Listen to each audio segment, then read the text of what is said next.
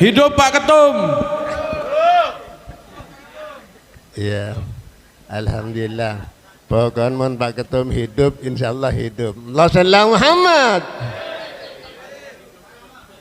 Saya barusan sempat bisik kepada guru, ini Pak Mansur mau umroh, Bib. Oh iya, barusan saya sempat bisik juga ke beliau, mau berangkat umroh. Iya, alhamdulillah. Saya lihat dari iramanya Alfi tadi, makanya, ini mau umroh, ini saya tidak tahu kemarin. Ya, iya. Tentu. Ini kisah umroh sampai sekarang belum saya cuci. Ini dari guru saya, ini yang dibawa umroh sudah setahun yang lalu. Jimat. Assalamualaikum warahmatullahi wabarakatuh. Hamdan yuafi ni'mah wa yukafi majidah. Ya Rabbana lakal hamdu kama yanbaghi li jalali wajhika wa 'azim sultanik. Allahumma salli wa sallim ala sayyidina wa maulana Muhammadin wa ala alihi wa ashabihi al-mujahidin at-tahirin. Qala rabbi israh li sadri wa yassir li amri wahlul 'uqdatam min lisani yafqahu qawli. Amma ba'du. Hadratul muhtaram, para alim, tokoh masyarakat, pinasepuh, wabil khusus yang kita takdimi guru kita bersama Habib Sauki Al-Habsyi. Mudah-mudahan beliau Allah senantiasa anugerahkan kesehatan, diberikan ketabahan dalam membimbing adik-adik santri dan membawa kita jamaahnya mudah-mudahan senantiasa dalam barakahnya Allah.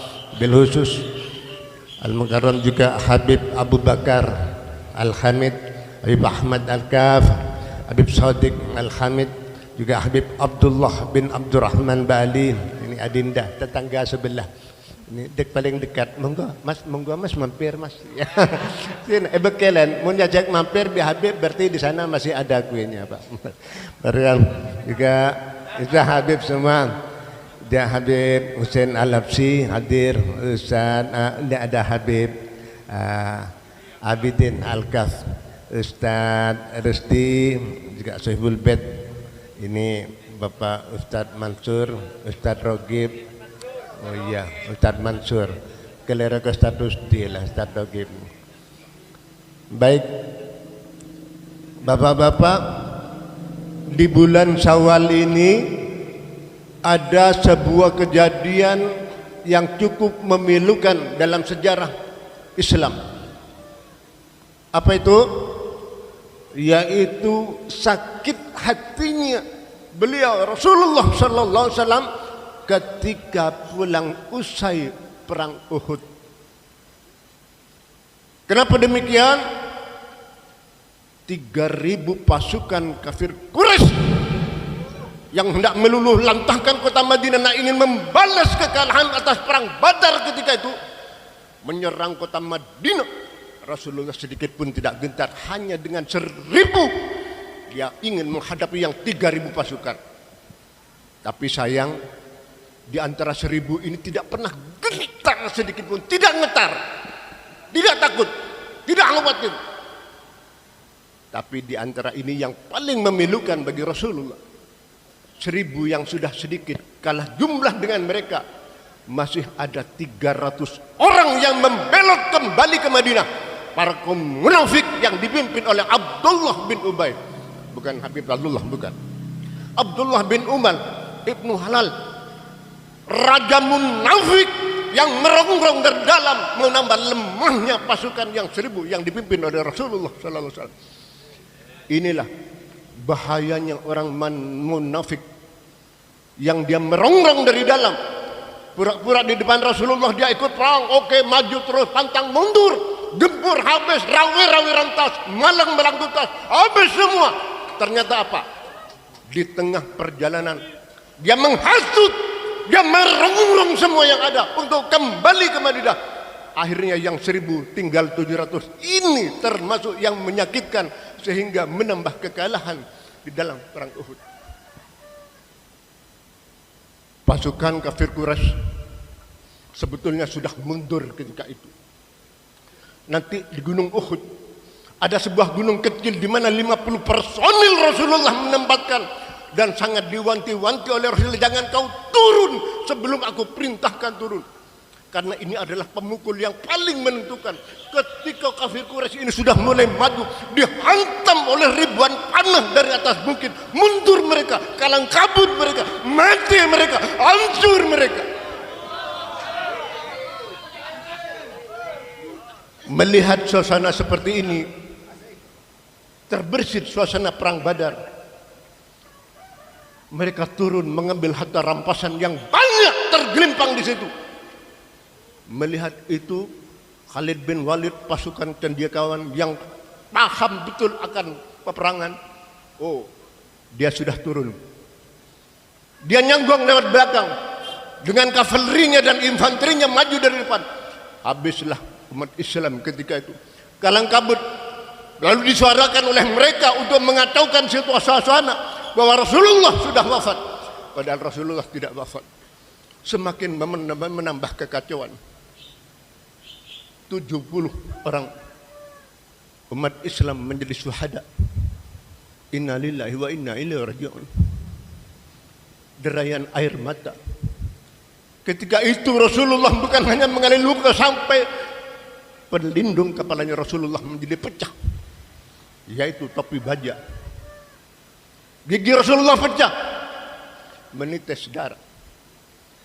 Tapi Rasulullah tidak meminta kepada Allah, ya Allah, seandainya Rasulullah itu disebutkan dalam sebuah kisah, kalau Rasulullah itu meminta dan menyeru kepada ya Allah, hancurkan semua, akan menjadi tanah dan menjadi puing-puing belaka. Seandainya Rasulullah mengizinkan gunung Uhud untuk mengikutinya, mau jadi apa pasukan kafir Quraisy? Tapi Rasulullah tidak. Ini adalah perjuangan fisik yang harus dilawan dengan fisik.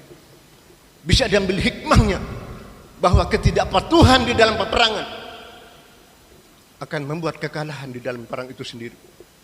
Orang munafik yang berada di dalam sebuah majelis perkumpulan organisasi akan membuat hancur majelis dan organisasi itu sendiri.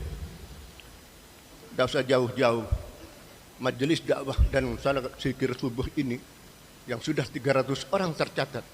Seandainya saja ada yang munafik, lakon tak jadi ketua, apa tak rebut jabar saja,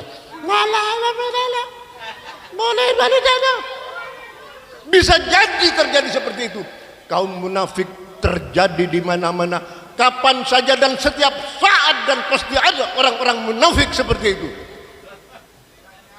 Ya. Rasulullah Muhammad, kaitannya saya sebetulnya banyak Pak.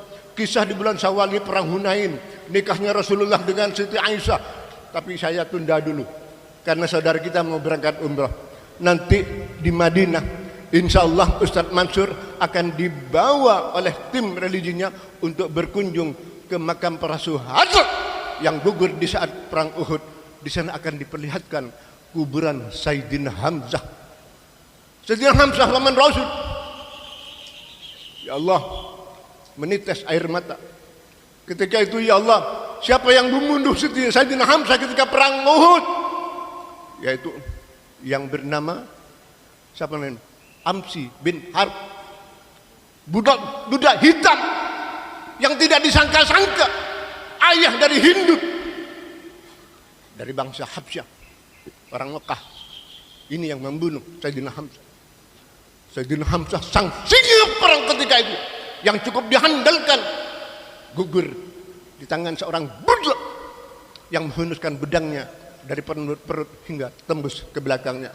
Tidak disangka orang celeng juk tojuk takut tak perang mangkan matiin. Anggaplah sini misalnya, siapa sih yang keaan mukul Pak Rasul? Ada. Oh tahu mukul? Nah itu kan tak sangka teman yang baik ternyata menusuk dari belakang. Nah ini enggak, tapi Aan berhati mulia. Enak dan entengnya saya, dia berhati emas. Walaupun ada hitam, tapi hatinya sungguh mulia. Ya. Di Uhud nanti insya Allah diperlihatkan. Mas Ustadz Mansur akan diperlihatkan, inilah makam para syuhada, inilah makam Sayyidina Hamzah. Sayyidina Hamzah yang gugur sebagai syuhada ketika itu. Puluhan tahun kemudian terjadi sebuah banjir besar di Gunung Uhud. Ternyata apa? Terkikis kuburan Sayyidina Hamzah. Namun yang terjadi apa? Di luar dugaan manusia, kain kafannya rambutnya, dagingnya, darahnya, tubuhnya masih utuh seperti seorang yang masih hidup. Allahu Akbar. Janji Allah seorang awli, Allah akan memelihara jasadnya sampai yaumil akhir. Menunggu lebih impian oleh tolare eko bongkola. Para wali Allah yang menghadapi hidupnya sebagai syuhada, Allah akan menjaganya sampai yaumil akhir. Inilah orang-orang kita hanya mengharapkan ridha Allah. Jangan di antara kita berpecah belah. Jaga persatuan, karena ini yang menguatkan kita. Janganlah kalian suka berpecah belah, laksana buing di atas lautan, selalu diombang-ambingkan. Ya, wallahu muwaffiq ila aqwamit thariq. Wassalamualaikum warahmatullahi wabarakatuh.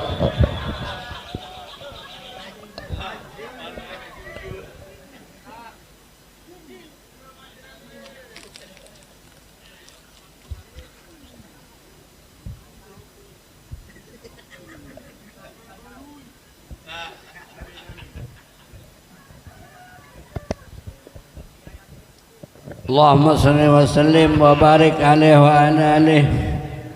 Bismillahirrahmanirrahim. Alhamdulillah rabbil alamin. Allahumma salli wa sallim ala sayyidina Muhammadin fil awwalin wal akhirin. Allahumma salli wa sallim ala sayyidina Muhammadin fi kulli waqtin wa hin. Allahumma salli wa sallim ala sayyidina Muhammadin fil mala'il a'la ila yaumiddin. اللهم صل وسلم على سيدنا محمد وعلى آله وصحبه أجمعين. ولما نظم الفكر من ذر الأوصاف المحمدية وكدا توجهت إلى الله متوسلا من سيدي وحبيبي محمد صلى الله عليه وسلم